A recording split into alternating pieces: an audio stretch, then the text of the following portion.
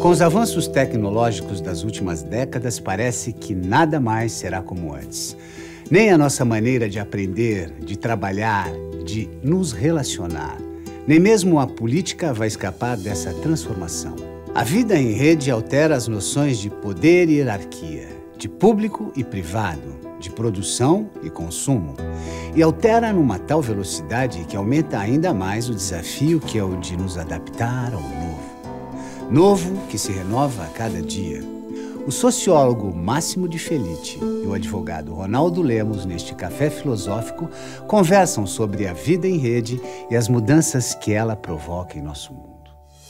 Acho que gostaria di propor come primo punto di partita, retomando un poco una dichiarazione molto forte di un filosofo alemão muito famoso, Martin Heidegger, che abordò in una forma abbastanza originale a ideia di tecnologia no interior do pensamento ocidental, alertando che, isso già in epoca pós-guerra, portanto di poi questa esperienza drammatica da bomba atomica, alertando che o che di fatto era problematico na época di ampia tecnologia non era che a sociedade estivesse in una situazione quasi di ser dominada pela tecnica. Mas a cosa mais grave era che non existia no pensamento ocidental e na filosofia uma ideia sobre a técnica.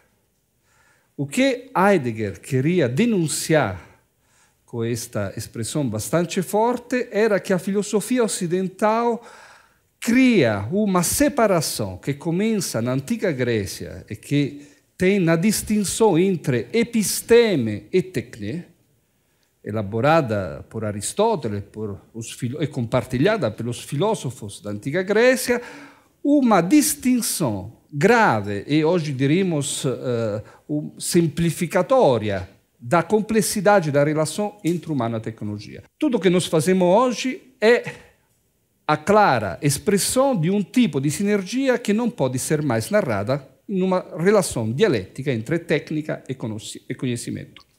Não só porque nós utilizamos e-book, não só porque nós estamos conectados, não só porque nós fazemos pesquisa online sobre assuntos, não só porque existe e-aula e cursos online, MOOCs, etc., mas porque se consideramos a ideia de técnica como algo que não é apenas um instrumento, isto é, que não é apenas algo elaborado pelas mãos, mas se damos à técnica o significado também de arquitetura do conhecimento, já o livro é uma tecnologia.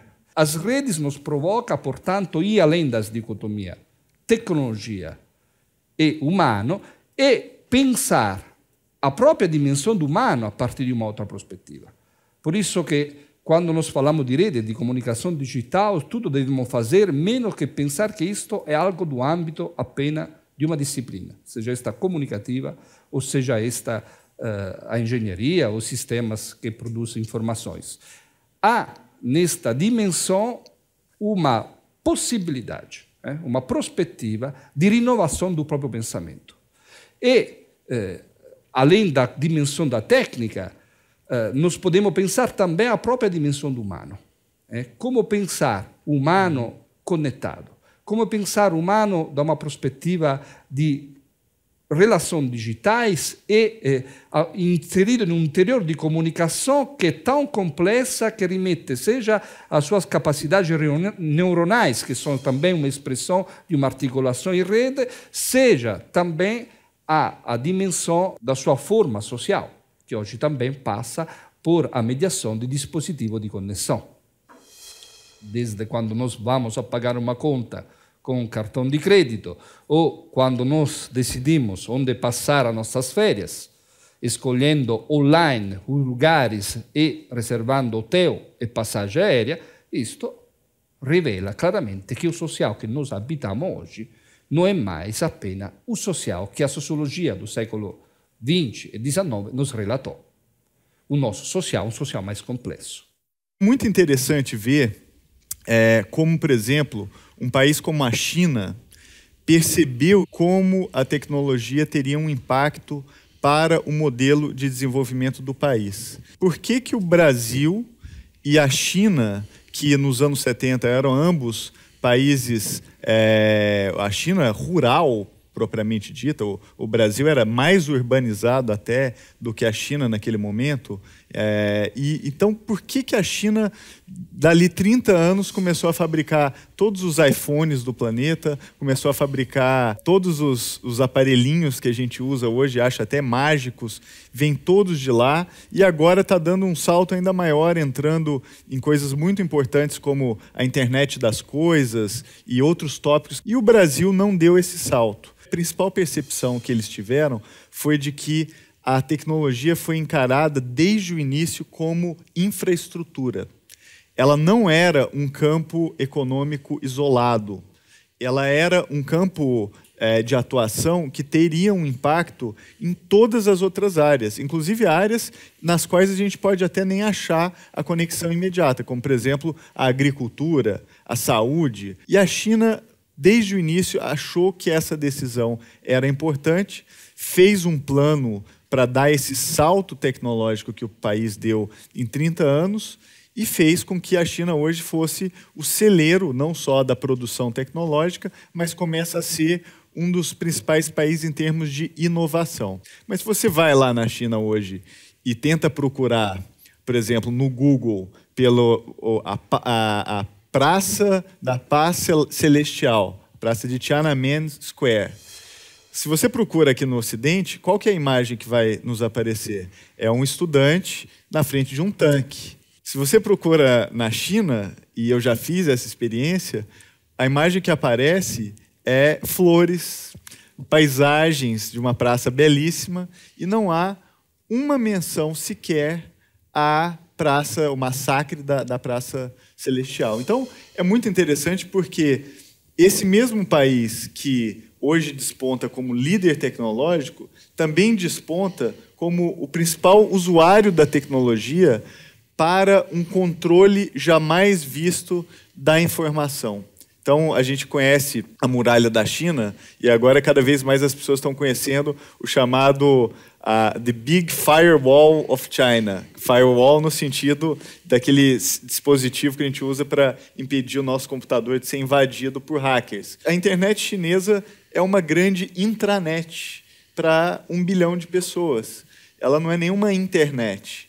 Então, esse eu acho que é o dilema que o Máximo começou a analisar, que é como é que se contextualiza a tecnologia também, não só do ponto de vista objetivo, de ser um fenômeno técnico, de ser um fenômeno que a gente simplesmente lida com ele como um dado, como algo que é frio, é algo que é objetivo, mas pensar a tecnologia também como um fenômeno humano e um fenômeno inserido em decisões políticas muito difíceis que a gente está tendo que fazer. Não só decisões políticas no nível macro, mas decisões como, por exemplo, a questão da privacidade. Então, é muito interessante essa tensão que você colocou, Máximo, de uma tensão entre a tecnologia enquanto fenômeno objetivo e essa tecnologia que é percebida como uma sonda da nossa mais profunda subjetividade. Eu desafiaria até a dizer que talvez o Facebook saiba mais sobre a gente do que a gente mesmo sabe, né? Então, eu acho que essa tensão entre objetividade e subjetividade, e a subjetividade sendo tomada por um fenômeno tecnológico, é algo extraordinário que está acontecendo no nosso tempo e é um desafio, acho que, para todos nós. As novas configurações das redes nos convidam a pensar além da ideia de tecnologia como mera ferramenta. Elas nos convidam a ampliar a nossa própria concepção de humano.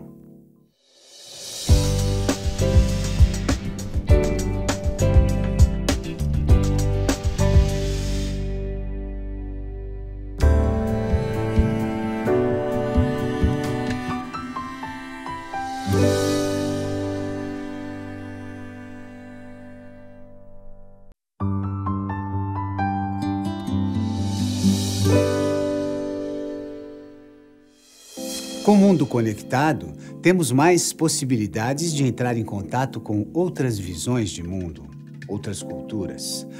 Nas redes, as ideias se complementam, se contrapõem. nosso conhecimento se amplia.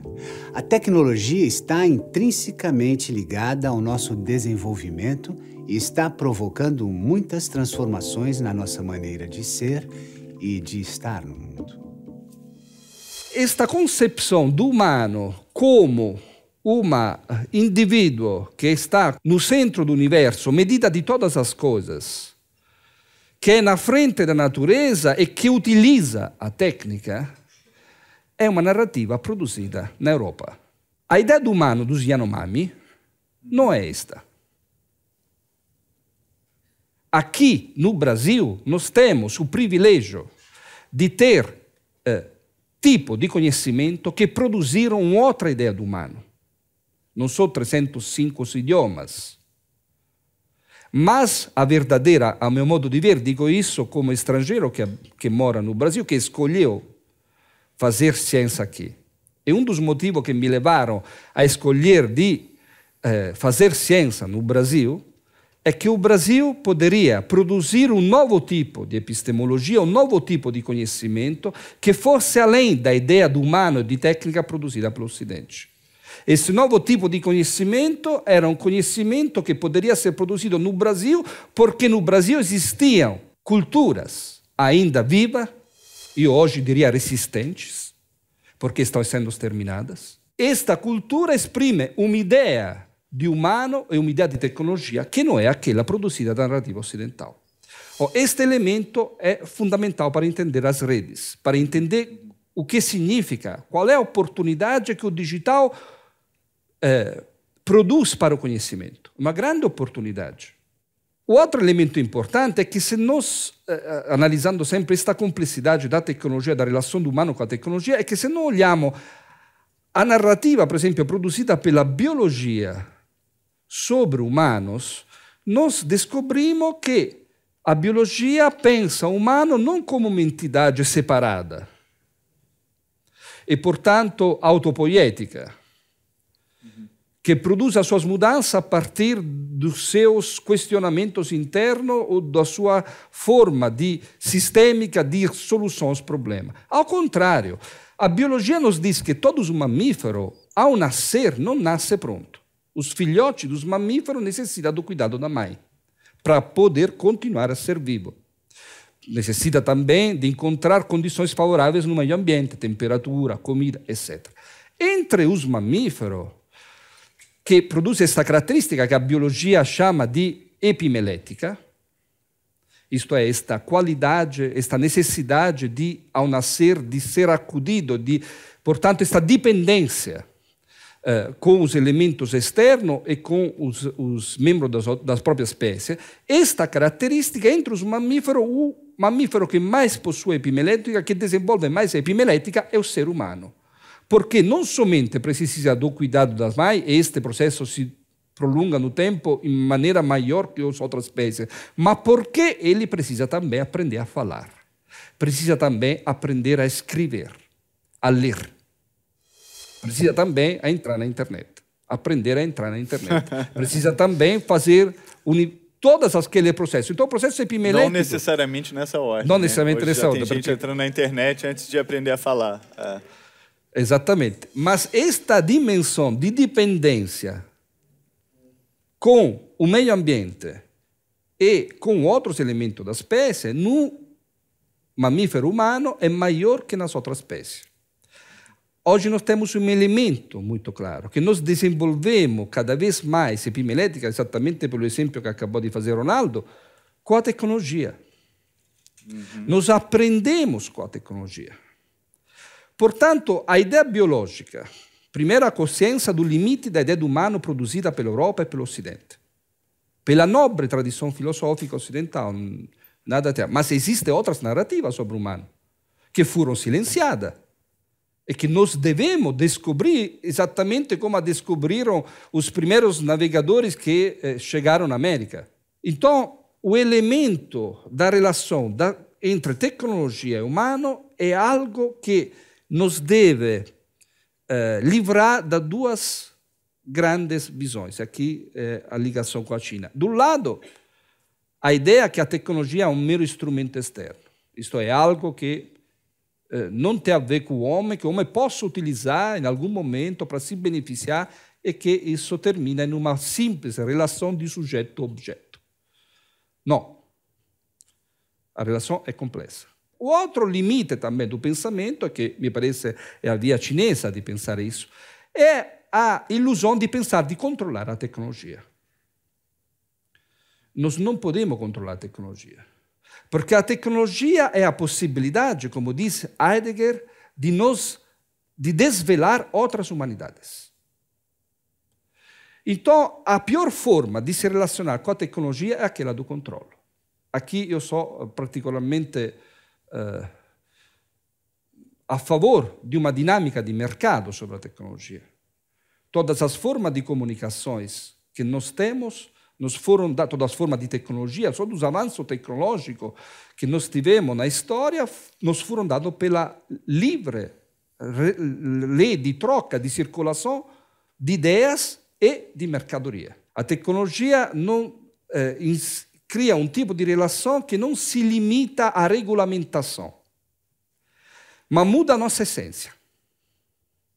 E, portanto, nos abre a um novo tipo de inteligência. A inteligência que nós estamos, aos poucos, começando timidamente a produzir com as redes, é uma inteligência diferente da inteligência tipográfica. A inclui, não a exclui, pelo contrário, a inclui, é fundamental. A experiência, mas amplia e a conecta a outros tipos de inteligência não humana. E, consequentemente, é capaz de produzir um novo tipo de homem, um novo tipo de humanismo.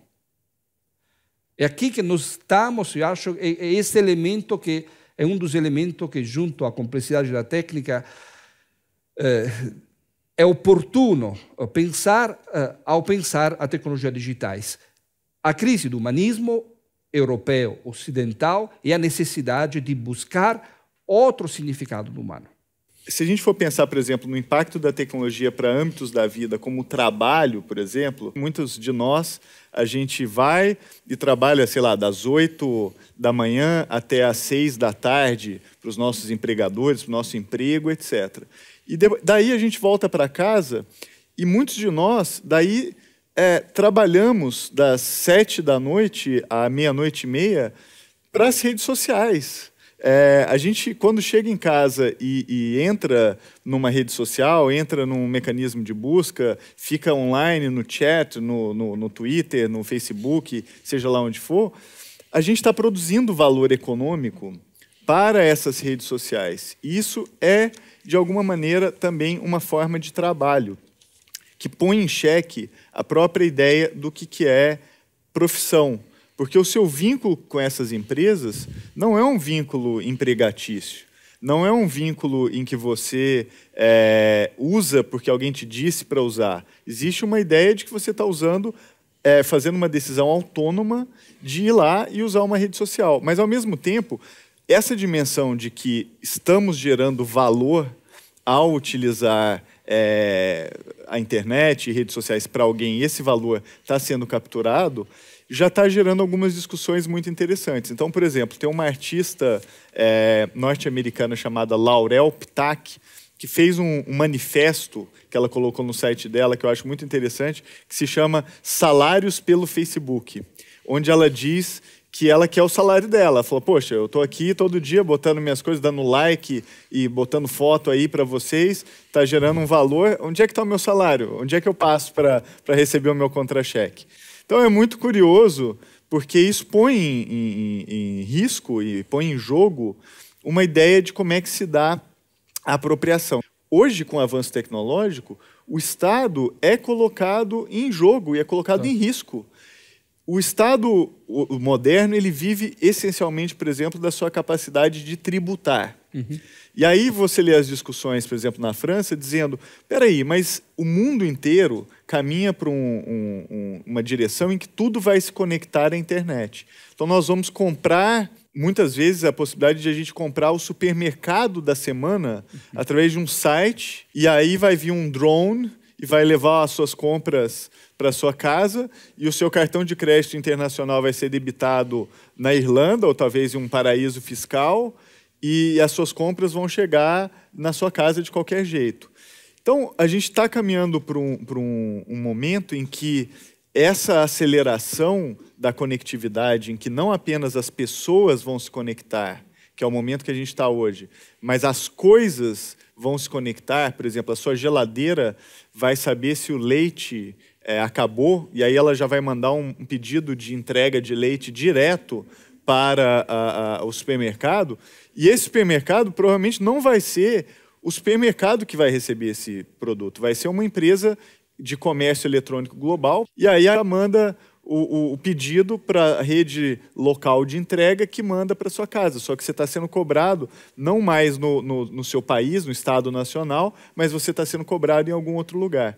Essa é uma discussão que hoje parece esotérica, mas que está na chave da discussão do que é o Estado hoje. O Estado, eu acho que é a entidade, a instituição que tem a possibilidade de se fragilizar com essas mudanças, porque o trabalho está mudando, o consumo está mudando, as questões de tributação, como a gente está falando aqui, estão mudando, e isso tudo coloca o Estado numa posição de aquele ente que era o todo-poderoso, naquela imagem do Leviatã, do Hobbes, que era aquele gigante formado por um monte de pessoas juntas, gerando um ente que é maior do que a soma de todas elas. Esse gigante hoje começa a ser fragmentado justamente pelo avanço tecnológico. Então, eu acho que isso é um desafio para a teoria do Estado. Eu acho que o Estado, por exemplo, a questão da vigilância é o outro fator, porque dentro da teoria do Estado, por exemplo, existe a ideia do monopólio da violência. Com as guerras se tornando cada vez mais digitais, hoje, por exemplo, a ideia de ciberguerra, aquela ideia de que os Estados Unidos conseguiu invadir uma usina nuclear do Irã e colocou um vírus lá que parou a usina nuclear. Quem sabe no futuro vai ser possível gerar um acidente nuclear, desligar redes de energia. Então, as guerras se virtualizando. Só que essa guerra virtual, a grande característica dela é que ela não é travada mais só pelo Estado. Um hacker de um determinado país, um indivíduo, um jovem de 16 anos, muitas vezes pode ele mesmo ter um impacto geopolítico e participar disso. Então, o Estado passa a ser apenas um dos atores nessa discussão.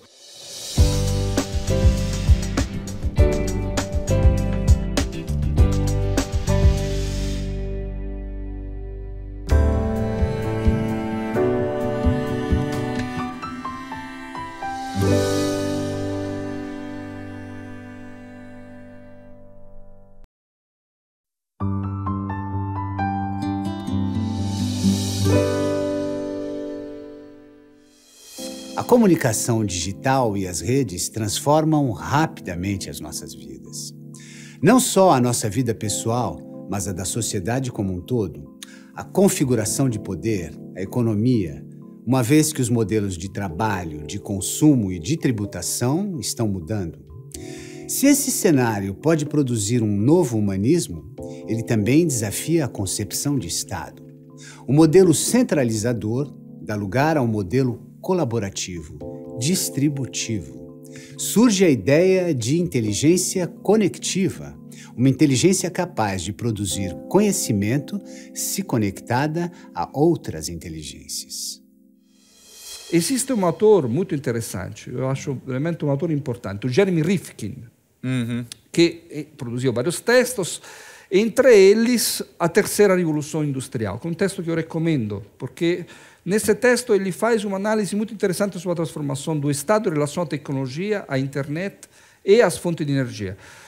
Rifkin, brevemente sintetizando e banalizando a sua teoria, diz o seguinte: toda vez que a humanidade tive um avanço tecnológico importante, deu um pulo na frente na história, é quando, ao mesmo tempo, aconteceram duas mudanças contemporâneas. Uma é a mudança de regime di produzione energetica, o tipo di energia utilizzata. E outra, a mudanza comunicativa, o tipo di tecnologia da comunicazione utilizzata. Quando muda a fonte energetica, a utilizzazione di fonte energetica e a fonte comunicativa, a umanidade, para Rifkin, produz um pulo para frente. Diz Rifkin o seguinte: a época do petróleo Era uma época basata in un modello comunicativo analogico. Come era un modello comunicativo da mídia de massa? Como era este modelo? Centralização de informações e distribuição, disseminação de informações para a massa, do centro para a periferia. Assim o modelo, da mesma maneira, o modelo basado no petróleo, o modelo centralizador. Poucas companhias produzem petróleo no mundo e vende, dissemina esta matéria escassa para os demais. Ou o Estado produz petróleo e o dissemina para os demais. Estes dois modelos têm a mesma filosofia comunicativa. Diz Rifkin, na nossa época, nós estamos perante um outro modelo comunicativo, que é o modelo da rede. No modelo da rede, nós não recebemos informações apenas de um centro. A rede é uma rede descentralizada, distribuída, onde cada um produz a própria informação e a dissemina, e a põe em círculo. O modelo de rede, este modelo de rede distribuído e disseminativo deve corrispondere a un modello energetico analogo, che ovviamente Rifkin individua no idrogênio e na energia rinnovabile. A energia solar, cada casa pode produzir a própria energia e pode pô-la em círculo. Então, esta lógica é uma lógica que supera a contraposição egoísmo-altruísmo, que é um outro elemento muito importante para entender a dinâmica colaborativa das redes. Eu não concordo com a ideia de pedir conta ao Facebook. Nós utilizamos o Facebook e nos beneficiamos pelos benefícios que o Facebook nos dá. Primeiro, visibilidade. Toda vez que nós fazemos evento, atividade, disseminamos na nossa rede. Contatos, reputação. E numa lógica de rede, é absolutamente, eu acho, pouco ético pensar que nós podemos pedir ao Facebook a conta sobre nossas atividades, mas também o contrário. Também não é Facebook que deve. Isto é, se cria um serviço que é o resultado da colaboração de todos. Este contrato, até escrito, é formalizado, mas ninguém lê. É um contrato não escrito. Ninguém lê, porque, obviamente... Por que ninguém lê? Porque o contrato não escrito é mais forte do contrato escrito. Não é um laço jurídico, é um laço cultural. A nossa cultura é uma cultura colaborativa. A cultura dos nossos alunos é uma cultura, até na cola, no momento da prova, é uma cultura colaborativa. Isto é uma cultura onde cada um conhece através da relação com o outro. Então, este modelo está criando uma outra ideia. A questão energética é a questão ecológica, uma das grandes questões da humanidade. Aí, a ideia de uma rede que produz, que transforma cada casa, aí se modifica até a mesma ideia do conceito de casa, do conceito de habitar, que transforma cada casa em uma central energética, e, portanto, in una central elétrica che produce elettricidade, ma che também produz informação. E quando falamos de eletricidade, estamos falando também de conhecimento. A demora hoje é uma demora de informação. Nós habitamos informações e, portanto, o lugar onde nós habitamos deve se tornar uma central elétrica de adquirimento de eletricidade e de energia e de disseminação ao mesmo tempo, exatamente como nós fazemos na internet e como nós fazemos com a cultura. Ninguém se torna mais aculturado ou recebe mais informações para detê-las, mas para distribuí-las. Então, volta à questão filosófica, nós estamos perante um novo modelo e o Estado, com certeza, não vai representar esse outro modelo. O Estado centralizador, que é uma centralização não apenas energética, mas também de decisões. Estão ali a manifestação de junho, estão ali todas as manifestações que virá e que continuará a vir em qualquer ângulo do mundo. Não se trata apenas de um problema de má reputação dos políticos, que também existe. Não é isso. É um problema de não externalidade. E de um novo tipo de participação conectada, onde todos os cidadãos hoje são cidadãos totais, que podem continuamente ter acesso a todas as informações e querem decidir, querem participar. Muito mais que a simples participação que a democracia opinativa, que surge na antiga Grécia do século V, na Grécia de Péricles, nos deu, e que ainda hoje se mantém igual, que é chamar o cidadão a eleger alguém a cada 4 anos. Em um contexto onde nós todos os dias podemos opinar e continuamente, em tempo real, a custo zero, poder dizer a nossa informação. Então, o modelo democrático que o Ocidente produziu é um modelo fracassado. Por que é um modelo fracassado? Porque, primeiro, reduz a participação do cidadão à esfera opinativa, a famosa esfera pública, onde o cidadão tem direito a ter algumas opiniões. E o seu poder de decisão é limitado a eleger alguém que vai representá-lo para decidir para eles. A tecnologia contemporânea superou esta mediação diluída no tempo. E, sobretudo, os parlamentos são compostos apenas por humanos. O Ronaldo estava justamente apontando do fatto que a internet contemporânea não é uma internet que conecta apenas pessoas e computadores ou dispositivos móveis. A internet contemporânea é uma rede que conecta tudo o que existe. Os carros e o sistema de trânsito emitem sinais, a biodiversidade, as baleias têm chips que emitem sinais para que os biólogos possam estudar a movimentação e a forma. A camada de gelo do Antártide, nós sabemos hoje em tempo real qual é, se diminui, se mantém constante, a temperatura da água do oceano, a emissão de CO2, tudo que existe emite informação. E nós, pela primeira vez, isso sempre aconteceu, só que o humano tinha um tipo de conhecimento, um tipo de tecnologia que não lhe permitia de ouvir, escutar estas informações. Hoje, pela primeira vez, através das redes digitais, a banda larga, nós temos a possibilidade de ouvir esta grande complexidade da biosfera, que é chamada de Gaia, por Lovelock chamou de Gaia, este organismo vivo, interagente, composto de elementos que continuamente estão interligados, a mudança de um repercute na mudança do outro. Então, a cultura das redes significa o surgimento também de um novo tipo de ecologia. Esta ecologia não é mais a ecologia que separa o homem do meio ambiente e separa o homem da tecnologia, mas é um tipo de ecologia, ecologo, não é discurso sobre o ambiente, que representa uma complexidade infinita, uma rede de redes conectadas. E rappresenta também, aqui há o grande desafio, a meu modo de ver, para o futuro da humanidade, da espécie humana, a convergência, a connessione di diversi tipi di intelligenza. A inteligência humana é apenas uma da inteligência que habita o planeta. Tem a inteligência das plantas, da floresta, tem a inteligência di Gaia, né, que Lovelock relata muito bem. Tem a inteligência da tecnologia, dos circuitos informativos. Como o homem pode não desaparecer? Porque a questão que hoje si põe pela primeira vez de forma consciente na nossa época é que a filosofia antropocêntrica, a filosofia que separa o humano do resto do mundo, está levando a espécie humana à extinção. Não o planeta vai continuar, já viu vários tipos de espécies desaparecer, vai continuar. Mas a espécie humana está pondo em risco que as espécies futuras, os nossos filhos, os nossos netos, encontrem na Terra condições idôneas para ele poder continuar vivo, se manter vivo e procriar.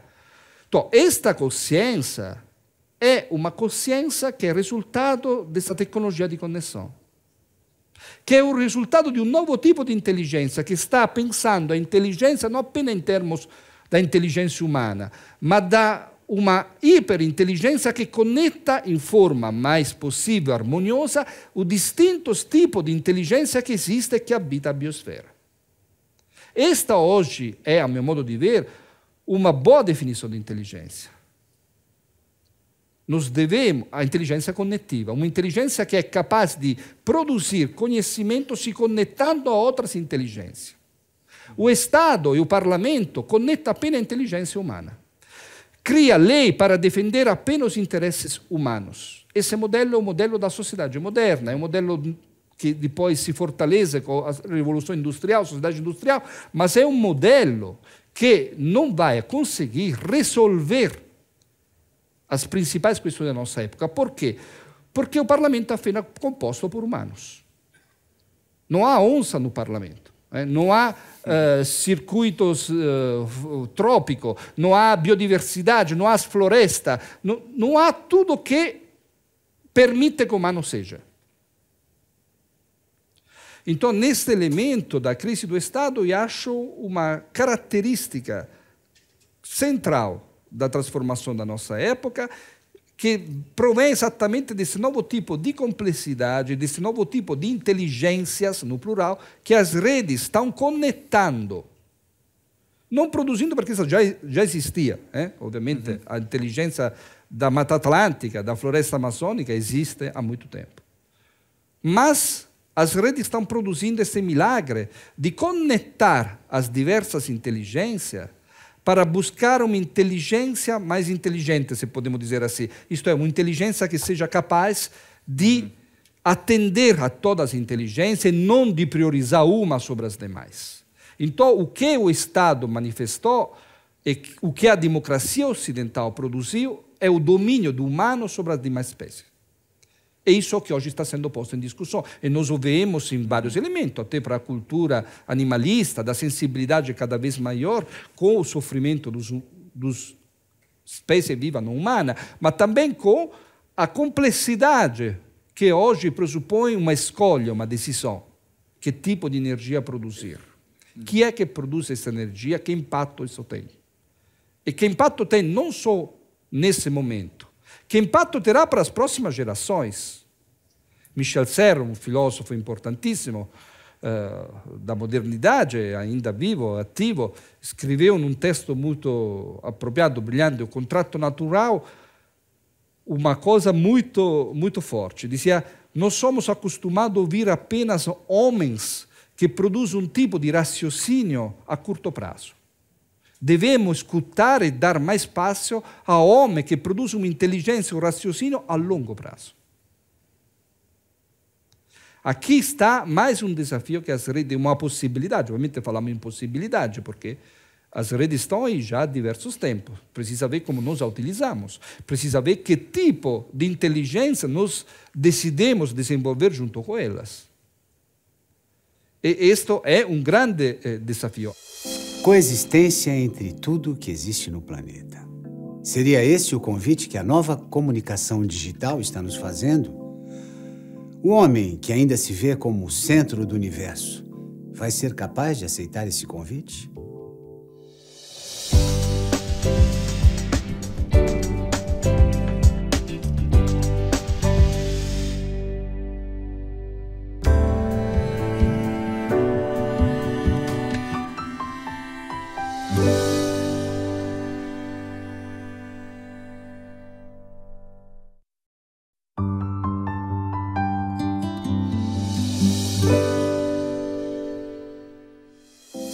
Com a comunicação simultânea e interativa, fica clara a noção de interdependência dos diversos atores desta jornada planetária.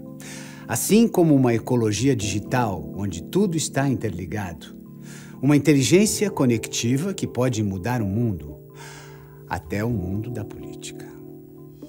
A ideia da rede é uma ideia extremamente interessante porque muda por inteiro a concepção e a ideia de comunicação. A ideia de comunicação que os estudiosos de comunicação geralmente desenvolveram é uma ideia industrial, que surge exatamente num contexto industrial e que produz um tipo de concepção do modelo comunicativo que é ao mesmo tempo eficaz, sistêmico e analítico. E que rappresenta a comunicação por etapa. Um emissor emite um sinal que, através de um canal, produz uma informação que vai até o receptor, que decodifica o canal e produz um feedback. Este modelo é um modelo analítico, é um modelo que separa, é um modelo frontal do teatro, da arquitetura do teatro greco, até a TV. A comunicação foi representada com uma geometria frontal. A oralidade, o que estou fazendo agora. Vocês conseguem me ouvir, conseguem escutar e entender a comunicação porque você está na minha frente. Porque eu estou na frente de vocês. A comunicação em rede funciona de outra maneira. Não é a transmissão de informação de A para B. A comunicação em rede produz uma ecologia onde todos os elementos se comunicam ao mesmo tempo. E, portanto, produz uma experiência imersiva de comunicação que não pode ser mais representada e simplificada através do modelo de informação de A para B, de transmissão de informação. Então, primeiro elemento. Segundo elemento que as redes produzem. A rede produz uma alteração da natureza da informação. a digitalização significa não a transferência de informação de um ponto para o outro. A digitalização significa a transfiguração da natureza da informação e da natureza de qualquer coisa. Quando nós dizemos que a floresta pode ser digitalizada, que uma espécie é digitalizada, que um objeto é digitalizado, significa que esta realidade foi transfigurada através de um código binário 0101 que produz um código que a rappresenta e riaggregada in um outro lugar sempre attraverso a combinação do código binário. A infinita possibilidade de combinação do código binário. Então, o que a digitalização produz é uma transfiguração da realidade. Não é o repasse de informação de uma realidade para outra. Aqui está a grande profundidade filosófica, um outro grande desafio interpretativo do que significa o processo de digitalização.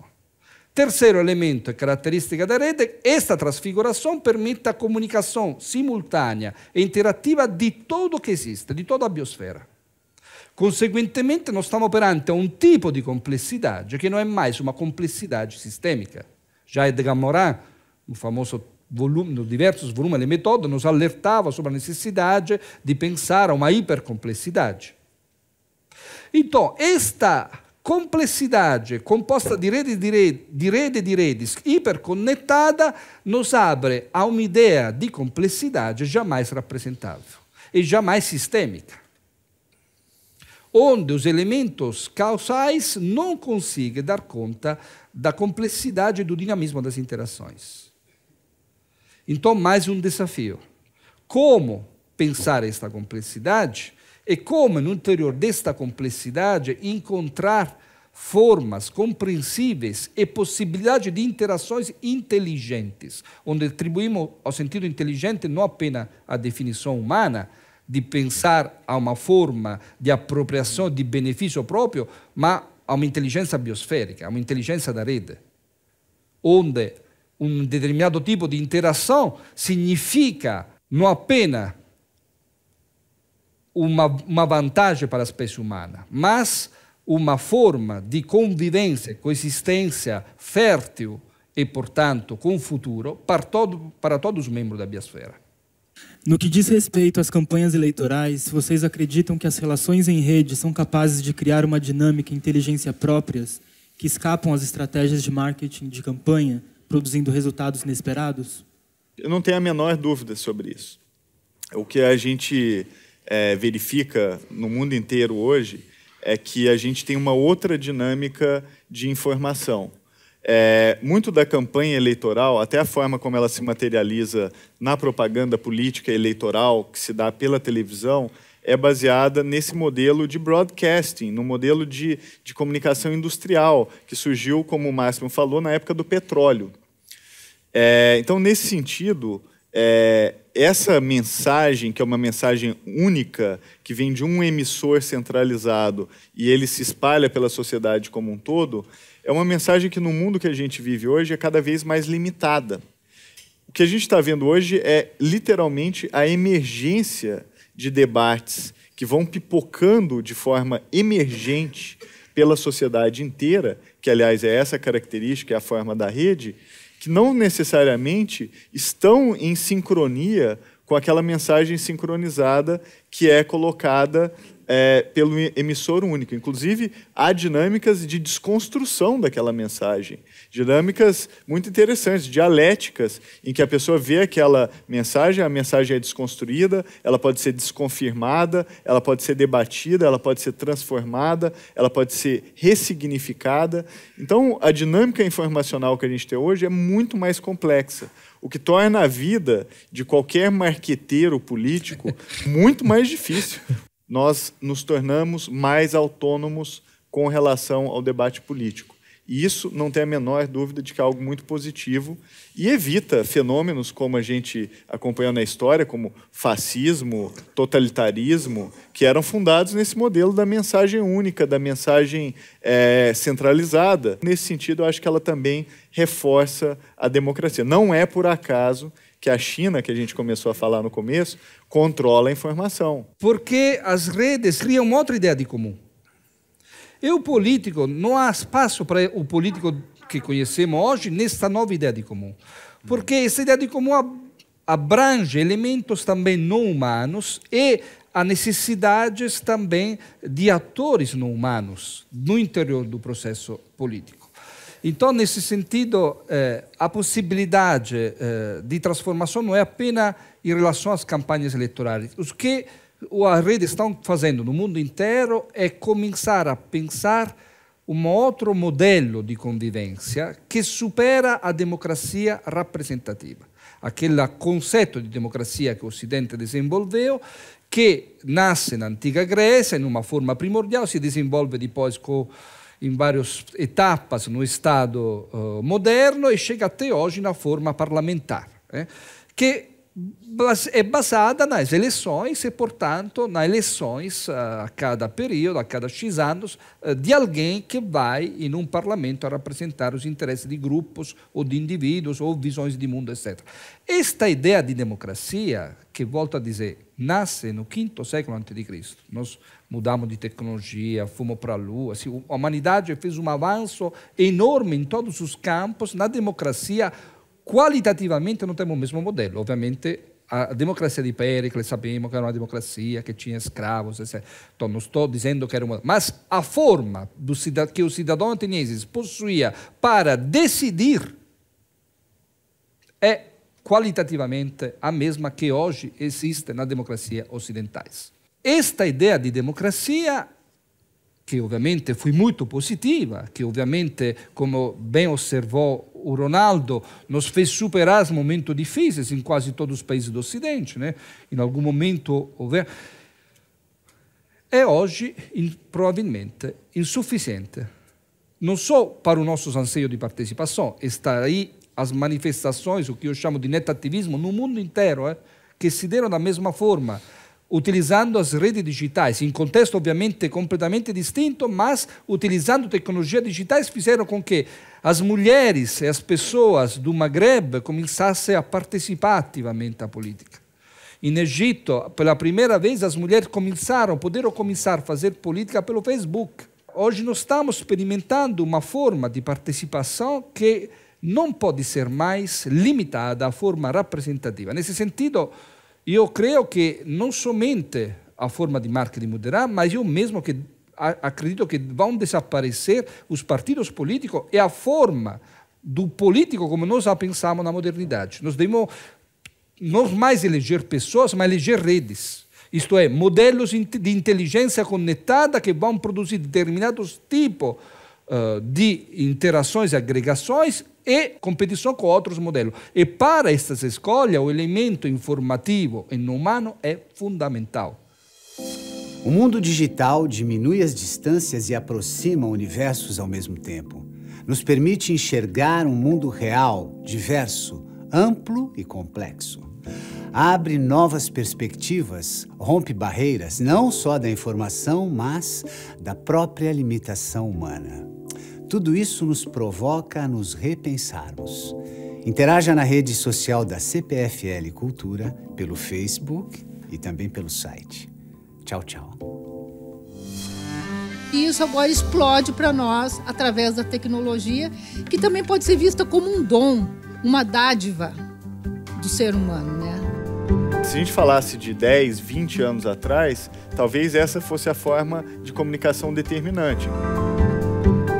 Num contexto egiciano, antes da Revolução, a mulher não poderia fazer política, não podia expressar uma opinião política.